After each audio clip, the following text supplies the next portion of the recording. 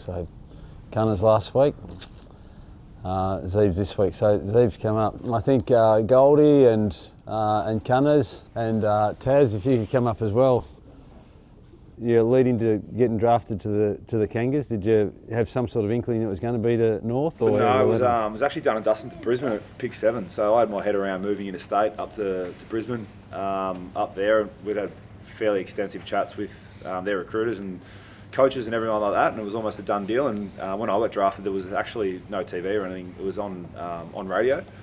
So we had a bit of a draft party at home. It sounds a lot older than streamed it online.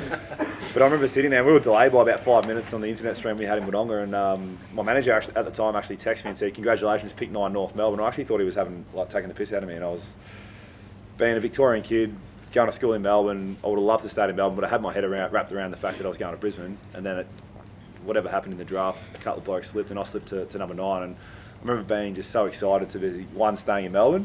And ashamedly, I didn't know much about the Kangas. I was a bit of a footy head, and I didn't know too many players at the time.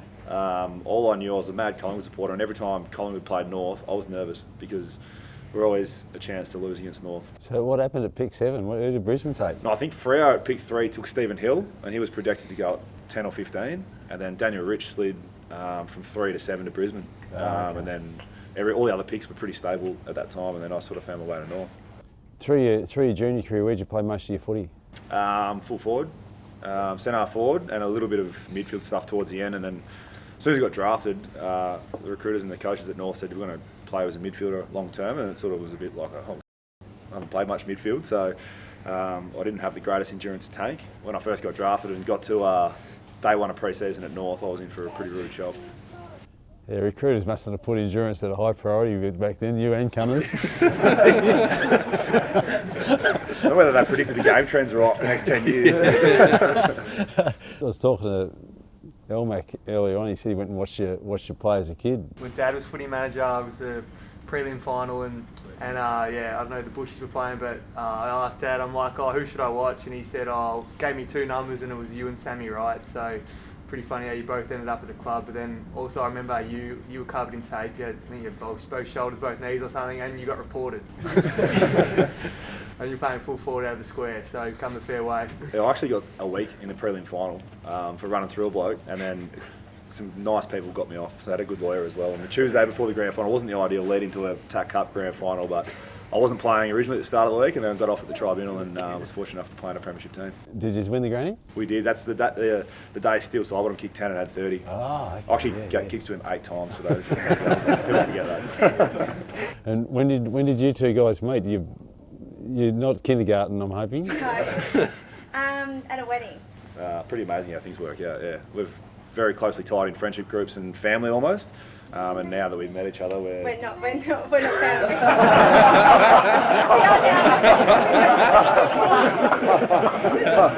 Not cousins. We're not cousins. No. Cunners, Goldie and Taz, what can you remember him as a young player first coming into the system?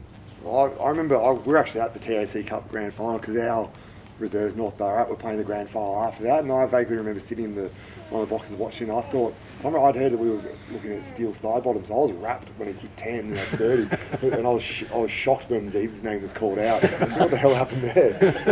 But I think the way Ziebs has gone about his footy from day one is, he's got no regard for his own health and safety or his opposition's, so he's always thrown himself in the contest. He couldn't run, but he could definitely do some damage with his body. That was the most standout thing that held him from day one to now. Mine was under 16s. I'd heard of Jack. You hear all the guns at that time, and I think it was the first quarter. He was coming out of the square, a million miles an hour. He could kick 3 or 4 or even 5 that first quarter, but just marking everything. Then we were fortunate enough we played 16 state together, and then over and under 18s bottom age we roomed together, and from that moment I always looked up to him and knew what a special leader and how inspirational he was. And then for me to get drafted to the same club, I knew I was in good hands, and now to play 14, 15 years together, he couldn't have drawn it up any better to play alongside and go to war with one of your best mates, someone who you look up to so much. He's always made me feel stronger and walk taller. So it was pretty young midfield. We were for a few years there. It's actually got some similarities to probably last year and this year for us. We got taught some lessons in those couple of years against some very, very good sides that I remember to this day.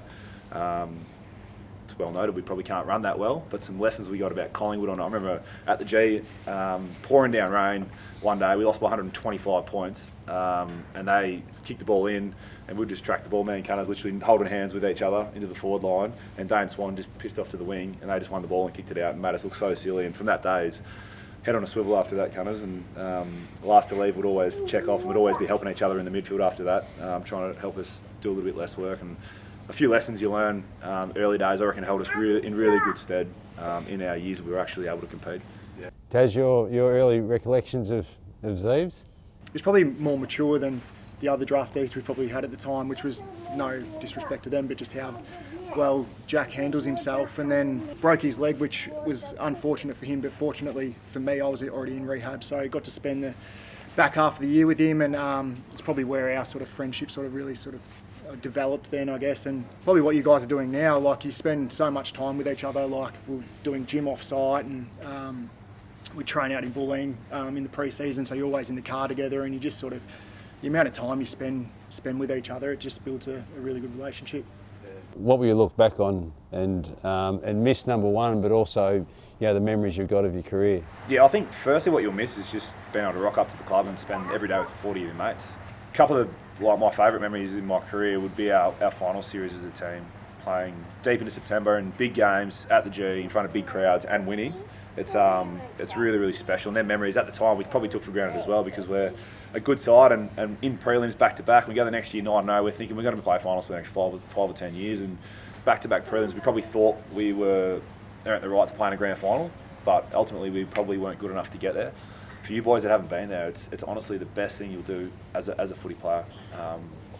Big games, big finals. Hopefully tomorrow there's a massive crowd there and you get a bit of a taste for it as well at the G. And winning those games, is probably the number one thing I'll remember about my career. Your journey's been a really special one for this club, and a really special one for you and your family too. So thanks for everything that you've done. Thanks to these lads for sharing the journey with Ziebs.